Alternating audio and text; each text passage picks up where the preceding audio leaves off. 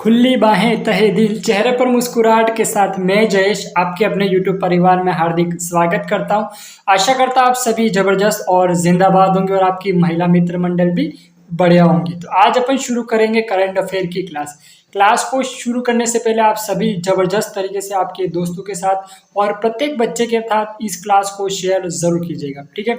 जबरदस्त तरीके के साथ शेयर कर देना, या फिर आप व्हाट्सएप ग्रुप, टेलीग्राम ग्रुप, या फिर जहां पर भी आप लोग जुड़े हुए क्लास को शेयर जरूर कीजिएगा और क्लास को लाइक जरूर करना, ठीक है मेरे दोस्त। क्लास को लाइक जरूर करना। तो शुरू करते हैं अपनी क्लास। कल की क्लास का एक बार रिवीजन करेंगे, उसके बाद में आज की क्लास के अपन क्वेश्चन करेंगे। तो कल की क्लास में अपन ने ये क्वेश्चन कर दिए थे, कितने क्वेश्चन आपको याद हुए वो भी आप चेक कर सकते हो, ठीक है मेरे दोस्त। तो यहाँ पर क्वेश्चन नंबर फर्स्ट लिखा हुआ है कि रेलवे बोर्ड के पहले दलित चेयरमैन कौन बने हैं। रेलवे बोर्ड के पहले दलित चेयरमैन कौन बने, तो वो बने सतीश कुमार। कौन बने हैं? सतीश कुमार रेलवे बोर्ड के पहले दलित चेयरमैन बने हैं, ठीक है मेरे दोस्त। अब इन क्वेश्चनों के बारे में एक्सप्लेनेशन तो अपन ने कल की क्लास में कर दिया था, ठीक है। अब मैंने एक क्वेश्चन पूछा था, ठीक है, पोल के रूप में मैंने क्वेश्चन दिया था, जिस क्वेश्चन को वो क्वेश्चन था कि रामसर साइट, भारत में वर्तमान में कुल कितनी रामसर साइट है। अधिकतर बच्चों का आंसर आ रहा था 80, मतलब अधिकतर क्या सभी बच्चों का आंसर 80 आ रहा था। और रामसर साइट 80 है, पर मेरे दोस्त मैं आपको बता दूं पहले 82 थी, अब वर्तमान में 85 हो चुकी है। 80 तो है ही नहीं, ठीक है, 80 तो है ही नहीं। रामसर साइट पहले 82 थी, फिर उसके बाद में 3 2024 में और बढ़ी, उसके बाद में 85 हो चुकी। तो कुल रामसर साइट कितनी है? कुल रामसर साइट 85 है। सबसे ज्यादा रामसर साइट वाला जिला कौन सा है, तो वो है तमिलनाडु। कौन सा है? तमिलनाडु राज्य ऐसा है जो सबसे ज्यादा रामसर साइट वाला जिला। उसके बाद में उत्तर प्रदेश, जिसमें 10 रामसर साइट हैं, ठीक है मेरे दोस्त। अब उसके बाद में अपन अगला क्वेश्चन करते हैं। ये क्वेश्चन जो मैंने आपको पोल के रूप में व्हाट्सएप पर दिया था, मैंने व्हाट्सएप ग्रुप में पोल के रूप में दिया था, जिस क्वेश्चन का आंसर आप लोगों ने 80 दिया था, जबकि 80 क्वेश्चन गलत है, ठीक है मेरा दोस्त। इसका सही आंसर 85 होगा। उसके बाद में है अपना question number second. Question number second करा कि राष्ट्रीय खेल दिवस कब मनाया जाता है। तो राष्ट्रीय खेल दिवस आपको पता है कब मनाया जाता है। राष्ट्रीय खेल दिवस मनाया जाता है 29 अगस्त को। कल ही राष्ट्रीय खेल दिवस बनाया गया था। क्यों बनाया गया था? हॉकी के जादूगर कौन है? मेजर ध्यानचंद को याद करने के उपलक्ष्य में 29 अगस्त को राष्ट्रीय खेल दिवस मनाया जाता है। और ये जो मेजर ध्यानचंद थे, उन्होंने पेरिस ओलंपिक में कुल कितने पदक जीते थे? टोटल 13 पदक जीते थे। 8 तो गोल्ड मेडल जीते थे, 4 ब्रॉन्ज मेडल जीते थे और 1 सिल्वर मेडल जीता था। किसने? मेजर ध्यानचंद जी ने। मेजर ध्यानचंद ने गोल्ड मेडल जीते थे कितने? 8। और ब्रॉन्ज मेडल कितने जीते थे? 4। और सिल्वर मेडल कितना जीता था? 1। तो टोटल पदक कितने जीते थे ओलंपिक में? 13 पदक जीते थे। और ओलंपिक दिवस कब मनाया जाता है? ओलंपिक दिवस मनाया जाता है 23 जून को। कब से मनाया जाता है? 1948 से, ठीक है। ओलंपिक की अध्यक्ष कौन है? ठीक है, पेरिस ओलंपिक या फिर ओलंपिक की वर्तमान अध्यक्ष कौन है? तो ओलंपिक की वर्तमान अध्यक्ष है पीटी उषा। कौन है? पीटी उषा ओलंपिक की वर्तमान अध्यक्ष है। उसके बाद में पेरिस ओलंपिक 2024 में जो हॉकी टीम थी, उसने कौन सा मेडल जीता था? तो ब्रॉन्ज मेडल जीता था, ठीक है मेरे दोस्त। याद रखना कि पेरिस ओलंपिक 2024 में हॉकी टीम ने कौन सा मेडल जीता है? तो उन्होंने ब्रॉन्ज मेडल जीता था। उसके बाद में किस खिलाड़ी ने संन्यास ले लिया था? तो गोलकीपर, हॉकी के गोलकीपर कौन थे? प्रियर सीजेस ने संन्यास ले लिया है, ठीक है मेरा दोस्त। मैंने आपको पहले की क्लासों में भी बताया था, लेकिन मैं बार बार वापस रिवाइज कर रहा हूँ। क्यों कर रहा हूँ? क्योंकि आप भूल नहीं पाओ, इसीलिए आपने आपको अभी तक भी आपने क्लास को लाइक नहीं करा तो लाइक जरूर कीजिएगा और दोस्तों के साथ शेयर जरूर कीजिएगा, ठीक है मेरे दोस्त। और कमेंट करके बताइएगा कि आपको ये क्वेश्चन कैसे लग रहे हैं और आपको ये क्लास कैसी लग रही है, ठीक है। उसी प्रकार अपना अगला क्वेश्चन है कि राष्ट्रीय सुरक्षा गार्ड एनएसजी के महानिदेशक कौन बने? तो बने बी श्रीनिवासन। कौन बने हैं? बी श्रीनिवासन। ऑप्शन है इसका सही आंसर होगा। उसके बाद में क्वेश्चन नंबर 4, मुख्यमंत्री सुख शिक्षा योजना कहाँ शुरू की जाएगी? ये शुरू की जाएगी हिमाचल प्रदेश में। हिमाचल प्रदेश के मुख्यमंत्री कौन है? हिमाचल प्रदेश के मुख्यमंत्री सुखविंदर सिंह सुक्खू। कौन है हिमाचल प्रदेश के मुख्यमंत्री? सुखविंदर सिंह सुक्खू हैं, ठीक है मेरे दोस्त। उसके बाद में हिमाचल प्रदेश में हिम उन्नति योजना भी शुरू की गई थी। कहाँ शुरू की गई थी? हिमाचल प्रदेश में, ठीक है। अपन ज्यादा डिस्कस नहीं करेंगे इन क्वेश्चन को, क्योंकि ये क्वेश्चन क्या करें, अपन रिवीज कर रहे हैं, ठीक है, रिवीजन करें इन क्वेश्चन का, क्योंकि ये क्वेश्चन अपन कल की क्लास में पढ़ चुके हैं और इनके बारे में अपन थोड़ा बहुत जान चुके हैं, ठीक है। कि एक्सप्लेन भी मैंने कल की क्लास में इसका कर दिया था, इसलिए आज की क्लास में अपन सिर्फ इनका क्या करेंगे, रिवीजन ही करेंगे। उसके बाद में है अपना अगला क्वेश्चन, क्वेश्चन नंबर 5, अंडर 17 विश्व कुश्ती चैंपियनशिप 2023 में भारतीय खिलाड़ियों ने कितने पदक जीते हैं? तो भारतीय खिलाड़ियों ने जो पदक जीते हैं वो जीते हैं 8। 10 पदक जीते हैं। कितने पदक जीते हैं? 10 पदक जीते हैं। इसमें 8 तो जीते हैं महिलाओं ने और 2 जीते हैं पुरुषों ने। ठीक है, 8 किसने जीते हैं? महिलाओं ने। 2 जीते हैं किसने? पुरुषों ने। ठीक है मेरे दोस्त, अब लड़कियां कितनी आगे होगी है देख लो लड़कों से। ठीक है, हर बार मतलब हर एग्जाम में, हर गेम में चौके छक्के मार रही है। ठीक है, उसके बाद में क्वेश्चन नंबर 6, विश्व जल सप्ताह दिवस कब मनाया जाएगा? तो विश्व जल सप्ताह दिवस मनाया जाएगा 25 से 29 अगस्त तक विश्व जल सप्ताह दिवस मनाया जाएगा। विश्व जल दिवस कब मनाया जाता है? तो विश्व जल दिवस मनाया जाता है 22 अप्रैल को विश्व जल दिवस मनाया जाता है। ठीक है मेरे दोस्त, विश्व जल दिवस कब मनाया जाता है? 22 अप्रैल को विश्व जल दिवस मनाया जाता है। उसके बाद में है अगला क्वेश्चन नंबर 7 करने से पहले अपन जून के महत्वपूर्ण दिवस देख लेते हैं। ठीक है, विश्व दुग्ध दिवस कब मनाया जाता है? 1 जून को मनाया जाता है। विश्व खाद्य सुरक्षा दिवस कब मनाया जाता है? 7 जून को मनाया जाता है। ठीक है, विश्व मस्तिष्क दिवस 8 जून को, अंतर्राष्ट्रीय अभिलेख दिवस 9 जून को और विश्व रक्तदान दिवस 14 जून को मनाया जाता है। उसके बाद में है विश्व शरणार्थी दिवस कब मनाया जाता है? तो विश्व शरणार्थी दिवस मनाया जाता है 20 जून को, अंतर्राष्ट्रीय योग दिवस 21 जून को, ओलंपिक दिवस 23 जून को। 23 जून को कब से मनाया जाता है? 1948 से। ठीक है, 1948 से जो ओलंपिक दिवस है वो 23 जून को मनाया जाता है। उसके बाद में सांख्यिकी दिवस कब मनाया जाता है? 29 जून को सांख्यिकी दिवस मनाया जाता है, स्टैटिक्स डे। उसके बाद में क्वेश्चन नंबर 7 कह रहा है कि राइट टू डिस्कनेक्ट कानून किस देश ने लागू किया है? तो लागू किया ऑस्ट्रेलिया ने। अब ऑस्ट्रेलिया की राजधानी क्या है वो आपको पता है। ऑस्ट्रेलिया की राजधानी क्या है? कैनबरा ऑस्ट्रेलिया की राजधानी है। उसके बाद में है क्वेश्चन नंबर 8 कि यूनिफाइड लैंडिंग इंटरफेस यूएलआई किसने लॉन्च किया? ये लॉन्च किया आरबीआई ने।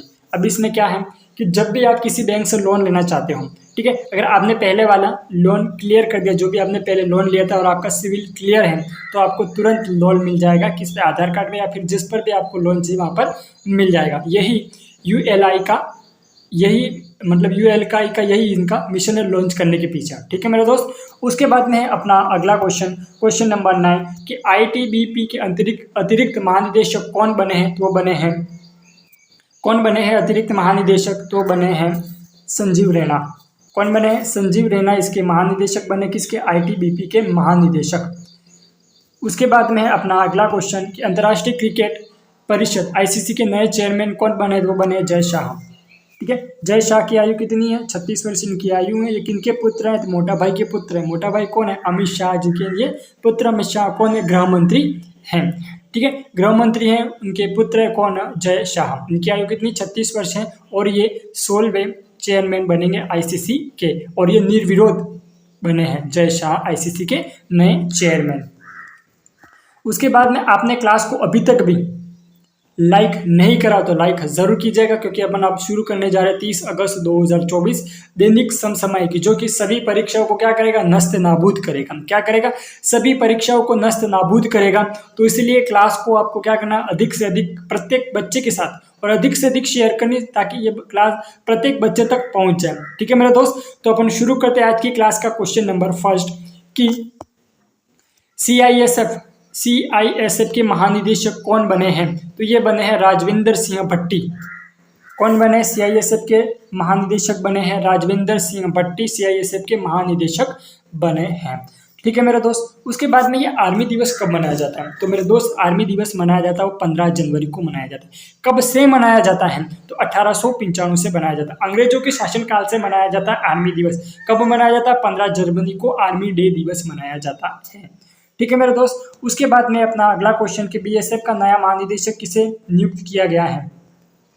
ठीक है, तो ये संजीव रैना को नियुक्त किया गया है। ठीक है, संजीव रैना नहीं है इसका आंसर, संजीव रैना नहीं है। ऑप्शन पहला इसका सही आंसर होगा। कौन होगा? दलजीत सिंह चौधरी। ठीक है, बीएसएफ का नया महानिदेशक कौन बना है? तो दलजीत सिंह चौधरी बने हैं। बीएसएफ के महानिदेशक, बीएसएफ के महानिदेशक कौन बने हैं? तो दलजीत सिंह चौधरी बने हैं। ठीक है, अब ये बीएसएफ कहाँ रहती है? बीएसएफ की जॉब कहाँ पर लगती है? तो बीएसएफ की जॉब लगती है पाकिस्तान की बॉर्डर पर। जो अपना छोटू है ना, उसके बॉर्डर पर लगती है, नेल्ले पाकिस्तान, उसके बॉर्डर पर बीएसएफ की वहाँ पर तैनात रहती हैं। उसके बाद में जो पाकिस्तान, उसकी राजधानी क्या? इस्लामाबाद पाकिस्तान की राजधानी है। ठीक है मेरा दोस्त, और पाकिस्तान का एक खिलाड़ी था जो पेरिस ओलंपिक में गोल्ड मेडल लाया था, उसका क्या नाम था? अरशद नदीम, जिन्होंने भाला फेंका था। कितना फेंका था? 92.47 मीटर भाला फेंका था। कितना फेंका था? 92.47 मीटर भाला फेंका था। उसके बाद में क्वेश्चन नंबर थर्ड कह रहा है कि 24वां अंतर्राष्ट्रीय मदर टेरेसा पुरस्कार कहाँ आयोजित किया जाएगा? तो ये आयोजित किया जाएगा दुबई में। कहाँ आयोजित किया जाएगा? दुबई में आयोजित किया जाएगा। अंतर्राष्ट्रीय मदर टेरेसा पुरस्कार आयोजित किया जाएगा। कहाँ आयोजित किया जाएगा? तो ये दुबई में आयोजित किया जाएगा। ठीक है। उसके बाद में अपने उल्लेखनीय पुरस्कार प्राप्त करता व्यक्ति कौन कौन है? तो देख लेते हैं। जोआ बर्नोडा द्वितीय मरणोपरांत के दौरान उन्हें ये पुरस्कार दिया गया था, मदर टेरेसा पुरस्कार। उसके बाद में सिद्धार्थ श्रीवास्तव और नमित बाजेरिया, उसको उद्योग क्षेत्र में मिला था उनको। उसके बाद में मोहम्मद महताबुर रहमान अध्यक्ष थे, किसके थे? NRB बैंक लिमिटेड के अध्यक्ष थे। उसके बाद में इरका बोचेंको कला क्षेत्र में दिया जाता है। उसके बाद में MP रोजारियो को शिक्षा के क्षेत्र में यह पुरस्कार दिया गया था। किसके क्षेत्र में दिया गया था? शिक्षा के क्षेत्र में दिया गया था। उसके बाद में शिक्षा मंत्री कौन है? भारत के वर्तमान शिक्षा मंत्री कौन है? तो मेरे दोस्त याद रखना, धर्मेंद्र प्रधान। मैंने जो कैबिनेट 3.0 की जो क्लास ली थी, मैंने उसमें बताया था आपको कि शिक्षा मंत्री कौन है। तो शिक्षा मंत्री है धर्मेंद्र प्रधान। कौन है? धर्मेंद्र प्रधान भारत के वर्तमान शिक्षा मंत्री हैं। अब फर्स्ट एजुकेशन पॉलिसी कब आई थी? तो फर्स्ट एजुकेशन जो पॉलिसी आई थी वो आई थी 1968 में। उसके बाद में सेकंड कब आई थी? 1986। उसके बाद में थर्ड एजुकेशन पॉलिसी कब आई थी? 2020 में। ठीक है मेरे दोस्त, ये चीज़ें क्या होनी है? आपको याद होनी चाहिए, भूलना नहीं है। मैं क्लास में बार बार रिविजन करा रहा हूँ, मतलब आपको पता होना चाहिए कि आपको याद ही रखना है, भूलना नहीं है। और आपको करना क्या है? क्लास शुरू करनी है, कान में ईयरफोन डालना या फिर मोबाइल चालू करके उल्टा कर देना, फिर बस सुनते जाना। आपका ध्यान कहीं और नहीं जाना चाहिए, मेरे बाबू क्या कर रहे होगी, मेरा सोना क्या करा होगा, उसके पीछे ध्यान नहीं होना चाहिए। आपका ध्यान क्लास चल रही है उस पर होना चाहिए। ठीक है, उल्टा करके रख दो, मतलब ये नहीं कि दिमाग में कुछ और ही सोचो और पढ़ाई पर, तो इससे तो अपना लेना देना कुछ नहीं है। तो मेरे दोस्त कंटिन्यू पढ़ाई करते रहो, क्योंकि एक समय ऐसा भी आता है अगर आप लोग पढ़ाई नहीं करोगे तो जिसके साथ आप फ्यूचर देख रहे हो ना, उसके साथ डीपी भी नहीं दिखने को मिलेगी। ठीक है मेरे दोस्त, उसके साथ डीपी भी देखने को नहीं मिलेगी, इतना याद रखना।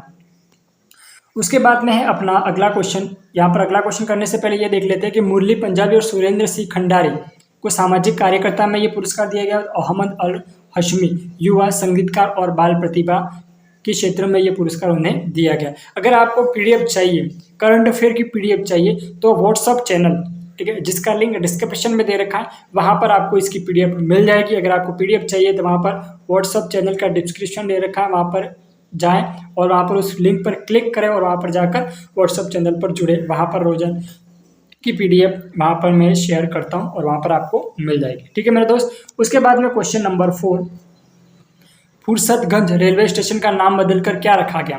फुर्सतगंज। अब फुर्सतगंज को क्या कर दिया? फुर्सत में निकाल दिया, चल भाई तू निकल। अब आएगा तपेश्वर धाम रेलवे स्टेशन। अब ये ऐसा किस राज्य ने करा है? तो ये राज्य करा है अपना एक ही राज्य, कौन है? उत्तर प्रदेश।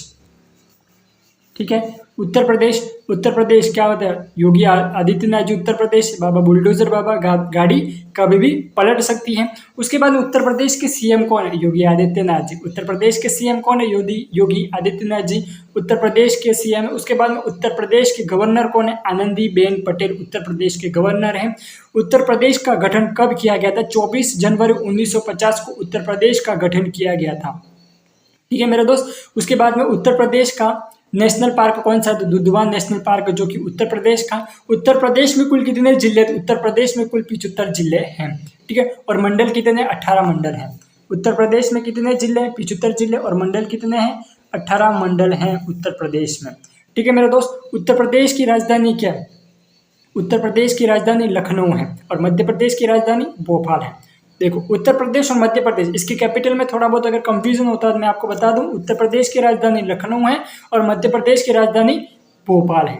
ठीक है मेरे दोस्त। अब उसके बाद में है उत्तर प्रदेश के बारे में देख लेते हैं। उत्तर प्रदेश का गठन 24 जनवरी 1950 को हुआ था। अब उत्तर प्रदेश की लोकसभा सीटें और राज्यसभा सीटें कितनी हैं? तो उत्तर प्रदेश की लोकसभा सीटें और राज्यसभा सीटें, लोकसभा सीटें हैं तो 80 और राज्यसभा सीटें 31। उसके बाद में विधानसभा सीटें कितनी और विधान परिषद सीटें कितनी हैं? तो विधानसभा सीटें हैं, विधानसभा की सीटें कितनी हैं? तो विधानसभा की सीटें हैं 100, और विधानसभा की सीटें कितनी हैं? 100, और विधान परिषद की कितनी है? 403। ठीक है मेरे दोस्त, विधानसभा की सीटें 100, विधान परिषद की 403 है। ठीक है मेरे दोस्त, उत्तर प्रदेश का सबसे बड़ा जिला कौन सा है? तो लखीमपुर उत्तर प्रदेश का सबसे बड़ा जिला। और सबसे ज़्यादा एयरपोर्ट वाला जिला कौन सा है? तो वो जिला नहीं होगा, राज्य आएगा। ठीक है, सबसे ज़्यादा एयरपोर्ट वाला राज्य कौन सा हो जाएगा? तो वो हो जाएगा उत्तर प्रदेश। उत्तर प्रदेश में कुल कितने एयरपोर्ट हैं? तो 5 एयरपोर्ट हैं। ठीक है मेरे दोस्त, ये उत्तर प्रदेश का सबसे ज़्यादा एयरपोर्ट वाला राज्य है उत्तर प्रदेश। उसके बाद में है अपना अगला क्वेश्चन। अब उत्तर प्रदेश के बारे में अपन ने इतनी चीज़ें पढ़ ली हैं। ठीक है, कुछ चीज़ें आप नोट करना चाहते हो नोट कर लेना, बाकी मैं आपको ना ही बोलता हूँ कि नोट्स आपको नहीं बनाने हैं। ठीक है, मैं क्लास में हर क्वेश्चन को बार बार रिवाइज करता चला जाऊंगा। ठीक है, लगभग रोजाना हर क्वेश्चन को मैं रिपीट करता हूँ, जिससे क्या हो जाएगा, आपको याद होगा और आप कभी भूल नहीं पाओगे। उसके बाद में अभी तक कितने रेलवे स्टेशन ऐसे जिनका नाम बदल दिया? तो कुल 8 रेलवे स्टेशन है जिनका नाम बदल दिया गया है। ठीक है, कुल कितने रेलवे स्टेशनों का नाम बदल दिया है? तो 8 रेलवे स्टेशनों का नाम बदल दिया है। ठीक है, पहला रेलवे स्टेशन दे रखा है Kasimpur halt Jais city railway station है। ठीक है, कौन सा है? Kasimpur halt Jais city railway station. उसके बाद में जायस गुरु गोरखनाथ धाम रेलवे स्टेशन, गुरु गोरखनाथ धाम रेलवे स्टेशन। इसके बाद मिसरौली में माँ कालीकन धाम रेलवे स्टेशन बना दिया है, माँ कालीकन धाम रेलवे स्टेशन। उसके बाद में बनी स्वामी परमहंस रेलवे स्टेशन बन गया है। ठीक है, उसके बाद में अगला है अकबरगंज माँ अहोरवा भवानी धाम रेलवे स्टेशन कर दिया है। उसके बाद में फुर्सतगंज, फुर्सत में ही निकाल दिया उसको, तो क्या कर दिया, फुर्सत में ही निकाल दिया किसका? तपेश्वर धाम रेलवे स्टेशन। उसके बाद में है वारिसगंज हाल्ट अमर शहीद भाले सुल्तान रेलवे स्टेशन। ठीक है, अमर शहीद भाले सुल्तान रेलवे स्टेशन। ठीक है मेरे दोस्त, अब उसके बाद में अपना अगला क्वेश्चन, उसके बाद में पहले ये देख लेते हैं कि निहालगढ़ महाराजा, निहालगढ़ का नाम बदलकर महाराजा बिजली पासी रेलवे स्टेशन रख दिया है। ठीक है, निहालगढ़ का नाम बदलकर क्या रख दिया है?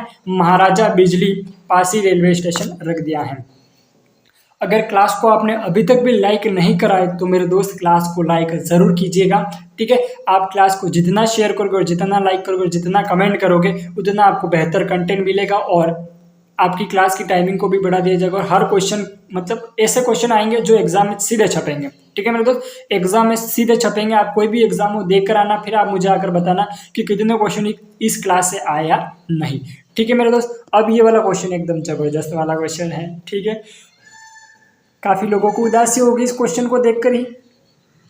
ठीक है, पर याद रखना संपूर्ण भारत में ये रूल्स लागू नहीं हुआ है। ठीक है, सभी राज्यों में ये रूल्स नहीं आया है, कुछ राज्यों में है, एक ही राज्य में आया है। ठीक है, क्या कह रहा है कि बेटियों की शादी की उम्र 21 साल करने वाला विधेयक किस राज्य ने पारित किया है? किस राज्य ने पारित करा है? वो तो एक ही इंसान कर सकता है, कौन? सुखविंदर सिंह सुक्खू, हिमाचल प्रदेश के मुख्यमंत्री। ठीक है, उन्होंने करा ये विधेयक पारित करा है कि जब भी लड़की की आयु कितनी होगी, 21 साल की होगी तो ही शादी होगी। ठीक है, ऐसा नहीं था कि 17 साल की होगी शादी कर लो मजे ही मजे, तो 17 साल से शादी नहीं होगी, 18 साल की शादी नहीं होगी। अब उत्तर प्रदेश का कोई लड़का है जिसकी आयु कितनी है, 18 साल है, पर लेकिन हिमाचल प्रदेश की लड़की 21 साल की होगी तो ही शादी होगी। अगर उस लड़की की आयु 19 साल की होगी शादी नहीं होगी। अगर उड़ीसा का कोई लड़का उसकी आयु 21 वर्ष है और हिमाचल प्रदेश की कोई लड़की है उसकी आयु अगर 17 वर्ष या फिर 18 वर्ष है तो भी शादी नहीं होगी। ठीक है मेरे दोस्त, 21 वर्ष ये प्रस्ताव विधेयक में पारित हो चुका है। ये कौन सा राज्य है? हिमाचल प्रदेश पहला राज्य बन चुका है जो कि 21 वर्ष वाला विधेयक पारित किया गया है। ठीक है मेरे दोस्त, और हिमाचल प्रदेश की कैपिटल क्या है? हिमाचल प्रदेश की कैपिटल है शिमला। क्या है हिमाचल प्रदेश की कैपिटल? हिमाचल प्रदेश की कैपिटल है शिमला। ठीक है मेरे दोस्त, इसलिए क्या करना है, अब से क्या करना है, पढ़ाई पे ध्यान दो। उसको बोल दो कि भाई वेट कर, थोड़ा 1 साल का इंतजार कर, फिर अपन बाद में शादी करेंगे। ठीक है, क्योंकि बिना कामयाबी के शादी करोगे तो क्या हो जाएगा वो तो आपको भी पता है। इसीलिए पहले सक्सेस, पहले करियर, उसके बाद में प्यार। ठीक है, उसके बाद में है अपना अगला क्वेश्चन, CAA के तहत गोवा में नागरिकता पाने वाले पहले व्यक्ति कौन बन चुके हैं? गोवा में नागरिकता पाने वाले पहले नागरिक बन चुके हैं जोसेफ फ्रांसिस ए पटेरा। कौन बन चुके हैं? जोसेफ फ्रांसिस ए पटेरा। ठीक है, अब उसके बाद में गोवा की राजधानी क्या है? तो गोवा की राजधानी है पणजी। गोवा की राजधानी क्या? पणजी गोवा की राजधानी है। ठीक है मेरे दोस्त, तो ये पहले नागरिक बन चुके हैं गोवा की नागरिकता प्राप्त करने वाले जोसेफ फ्रांसिस ए पटेरा। ठीक है मेरे दोस्त, उसके बाद में है अपना अगला क्वेश्चन। अगला क्वेश्चन कह रहा है कि 8वीं एशियाई पुरुष हॉकी चैंपियनशिप ट्रॉफी 2024 कहाँ आयोजित की जाएगी? तो यह आयोजित की जाएगी चीन। कहाँ आयोजित की जाएगी? चीन में ये चैंपियनशिप आयोजित की जाएगी। चीन में ये चैंपियनशिप आयोजित की जाएगी। ठीक है मेरे दोस्त। उसके बाद में है अपना अगला क्वेश्चन, क्वेश्चन नंबर 8। सिंग सो असोल्ट राइफल भारत किस देश से खरीदेगा? तो वो खरीदेगा अपने अमेरिका से। ठीक है, पड़ोसी देश है ना। कहाँ से खरीदेगा? अमेरिका से खरीदेगा। और कितनी खरीदेगा? 73,000 असम राइफल खरीदेगा। कितनी खरीदेगा? 73,000 असम राइफल खरीदेगा। ठीक है, उसके बाद में ये अमेरिका जो है वो वर्ल्ड बैंक का हेडक्वार्टर है। किसका हेडक्वार्टर है? वर्ल्ड बैंक का हेडक्वार्टर है। विश्व बैंक का हेडक्वार्टर कहाँ पर है? अमेरिका में। और अमेरिका की राजधानी क्या है? अमेरिका की कैपिटल क्या? Washington DC. अमेरिका की मुद्रा क्या? डॉलर। क्या है अमेरिका की मुद्रा? अमेरिका की मुद्रा है डॉलर। ठीक है, अमेरिका की मुद्रा हो गई डॉलर। उसके बाद में कितनी है, मतलब कितनी राइफल खरीदेगा? 73,000 राइफल खरीदेगा। ठीक है मेरे दोस्त। उसके बाद में है अमेरिका में कुल कितने राज्य? ये भी याद रखना, अमेरिका में कुल 50 राज्य हैं। कितने राज्य अमेरिका में? अमेरिका में कुल कितने राज्य हैं? 50 राज्य हैं। उसके बाद में है अपना अगला क्वेश्चन, क्वेश्चन नंबर 9। खगोल विज्ञान और खगोल भौतिकी ओलंपियाड के 70वें अंतर्राष्ट्रीय ओलंपियाड में भारत ने कुल कितने पदक जीते हैं? तो कितने पदक जीते हैं? मात्र 5 पदक जीते हैं। कितने पदक जीते हैं? 5 पदक जीते हैं। किसने जीते हैं? भारत ने, इंडिया ने। ठीक है, अब ये भारत और बांग्लादेश के बीच में जो सीमा है, पाकिस्तान वाली सीमा की बात नहीं कर रहे हैं अपन, बात कर रहे हैं भारत और बांग्लादेश के बीच में सीमा है। कितनी, उस सीमा की दूरी कितनी है? पाकिस्तान वाली कोई बात नहीं करेगा। ठीक है, सचिन वाली थी, वो पाकिस्तान वाली थी। ठीक है, सीमा थी पाकिस्तान की थी और सचिन की थी। अपन बात करेंगे बांग्लादेश और भारत के बीच में जो सीमा होती है उसकी लंबाई कितनी होती है? 4096.7 किलोमीटर। कितनी होती है उसकी लंबाई? 4096.7 किलोमीटर उसकी लंबाई होती है। और इससे जुड़े राज्य और केंद्र शासित प्रदेश कौन कौन से होते हैं? एक तो होता है असम, मिजोरम, त्रिपुरा, मेघालय और वेस्ट बंगाल, पश्चिम बंगाल। ये 5 राज्य जो हैं जो कि बांग्लादेश और भारत से केंद्र शासित प्रदेश और ये राज्य जो इनसे जुड़े हुए हैं। ठीक है मेरे दोस्त। उसके बाद में बांग्लादेश के बारे में अपन कुछ चीज़ें जान लेते हैं। मोहम्मद शहाबुद्दीन कौन है? बांग्लादेश के राष्ट्रपति हैं। बांग्लादेश के मुख्यमंत्री कौन है? सॉरी, बांग्लादेश की प्रधानमंत्री कौन है? तो बांग्लादेश की प्रधानमंत्री हैं शेख हसीना जुल्फों वाली। कौन है? शेख हसीना जुल्फों वाली बांग्लादेश की प्रधानमंत्री हैं। ठीक है मेरे दोस्त। बांग्लादेश की राजधानी क्या है? ढाका। और बांग्लादेश की मुद्रा क्या है? टका। बांग्लादेश की मुद्रा क्या है? टका बांग्लादेश की मुद्रा है। ठीक है, उसके बाद में अपना लास्ट एंड फाइनल क्वेश्चन के पैरा ओलंपिक गेम्स 2024 कहाँ खेले जाएंगे? ओलंपिक और पैरालंपिक दोनों पेरिस में ही खेले जाएंगे। ठीक है, अब इसमें पैरालंपिक में कुल कितने खिलाड़ी भाग लेंगे?